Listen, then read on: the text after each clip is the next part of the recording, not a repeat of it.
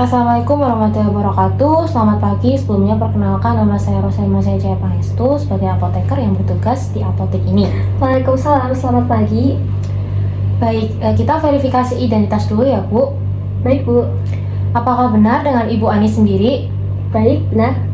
Untuk umurnya 45 tahun dan alamatnya di Jalan Jati 3 nomor 31A Plutan Indah Pemalang ya Bu. Benar Bu. Baik Bu, apakah dokter yang memberikan resep itu bernama Dokter Ica? Benar. Baik, sebelumnya boleh dijelaskan keluhannya saat ke dokter? Tenang saja, semua informasi yang saya dapat dijamin kerahasiaannya. Keluhannya, dada saya sebelah kiri terasa nyeri dan terasa sesak. Baik, apakah saya boleh minta kesediaan waktunya, yaitu sekitar 5-10 menit? Saya ingin menjelaskan mengenai obat yang diresepkan untuk Ibu. Boleh Bu? Baik, tujuan dari diberikannya konseling ini agar Ibu dapat mengonsumsi obat secara tepat dan hasil akhirnya adalah keberhasilan terapi. Baik Bu. Lalu apakah tadi dokter sudah memberi penjelasan tentang obat yang diresepkan dan cara penggunaannya? Belum Bu. Oh, belum ya? Nanti saya jelaskan ya Bu. Kalau harapan setelah pemakaian obat, apakah sudah dijelaskan dokter? Belum Bu. Baik, nanti sekalian saja saya sampaikan ya. Apakah Ibu ada riwayat penyakit terdahulu, dan untuk sekarang menurut diagnosis dokter itu riwayat penyakitnya apa ya Bu? Riwayat penyakit terdahulu sih nggak ada, tapi kata dokter saya terdiagnosis angina pectoris. Oh baik Bu, apakah Ibu sedang mengonsumsi obat-obatan lain? Tidak. Apakah Ibu ada alergi obat atau makanan? Tidak ada Bu. Untuk riwayat keluarganya? Tidak ada juga. Untuk kebiasaan sehari-harinya bagaimana ya Bu? Untuk kebiasaan sehari-harinya, saya akhir ini suka makan makanan cepat saji. Terus karena pekerjaan saya mudah capek dan stres.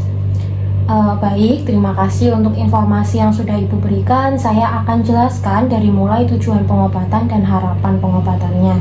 Untuk tujuan pengobatannya sendiri pada Ibu untuk mengatasi angina pectoris yang Ibu derita, sedangkan untuk harapan pengobatannya yaitu agar Ibu lekas membaik kondisinya. Baik Bu.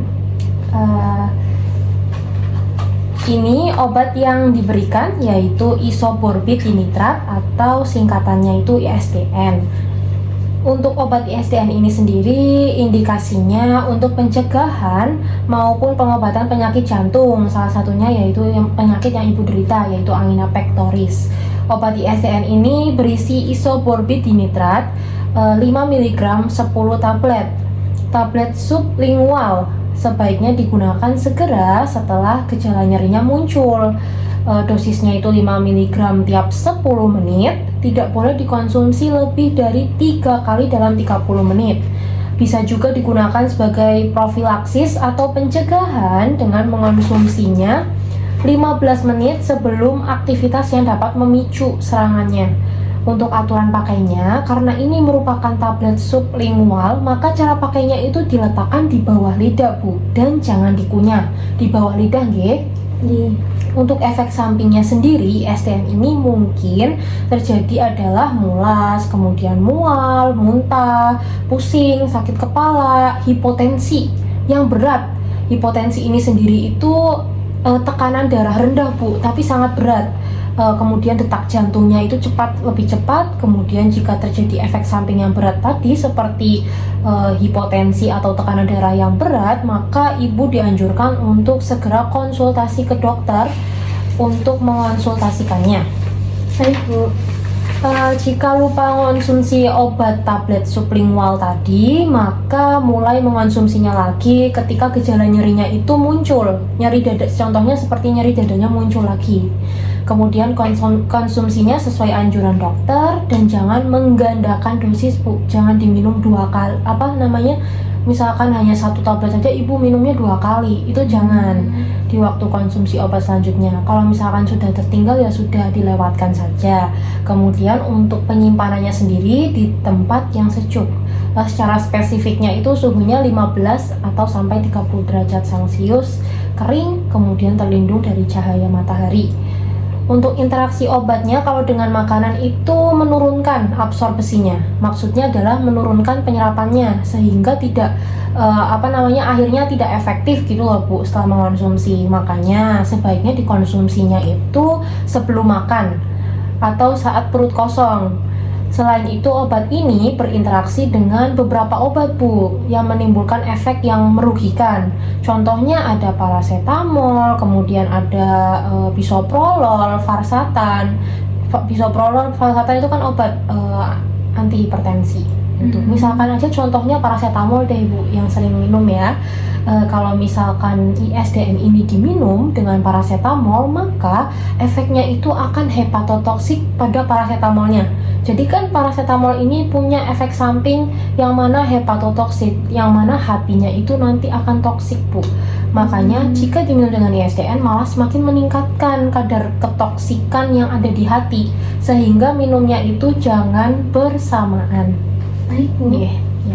Alasan kenapa harus minum obat sesuai petunjuk dokter, yang mana ISDN tablet ini penyerapannya cepat tanpa perlu melewati serangkaian sistem pencernaan. Kenapa itu minumnya di sublingual atau di bawahnya lidah? Apabila obat sublingualnya itu ditelan, ya tidak ditaruh di bawah lidah, maka yang terjadi adalah tujuan pengobatannya itu tidak tercapai.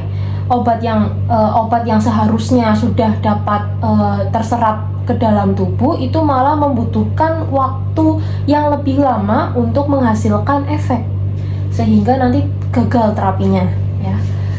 Untuk obatnya itu bisa ditebus kembali. Untuk terapinya selain dari obat bisa dimulai dengan hidup sehat, seperti olahraga secara teratur, kemudian menjaga berat badan secara ideal, tidak merokok, tidak konsumsi alkohol, menghindari makanan yang cepat saji, menggantinya dengan makanan yang sehat seperti sayur, kemudian makanan rendah lemak, garam, dan juga buah-buahan. Untuk mengurangi stres bisa juga dengan lebih melakukan hobi aja gitu yang Ibu suka. Baik Bu. Apakah penjelasan saya dapat dipahami?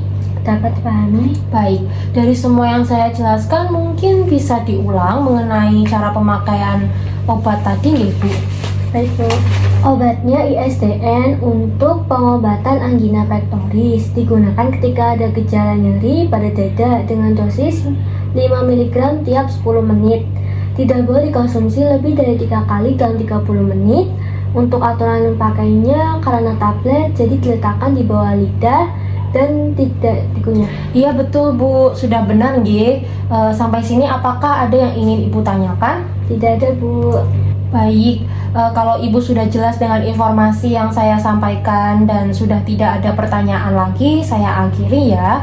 Terima kasih atas perhatian dan waktunya. Semoga informasi yang saya berikan dapat bermanfaat dan mengoptimalkan pengobatan yang akan Ibu jalani. Perlu saya ingatkan kembali lagi kepada Ibu agar menggunakan obat ini sesuai anjuran yang saya sarankan tadi. Kemudian Ibu rutin melakukan kontrol. Jangan lupa berdoa ya Bu, karena tidak ada kesembuhan selain dari Allah Subhanahu wa Ta'ala. Ini kartu nama saya.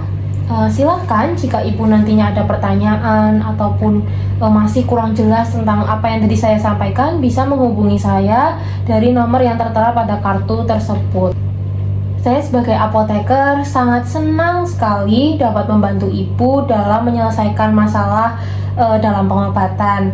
Untuk harga obat silakan Ibu selesaikan di kasir. Sekian dari saya. Sekali lagi terima kasih. Semoga sehat selalu Ibu. Terima kasih Ibu.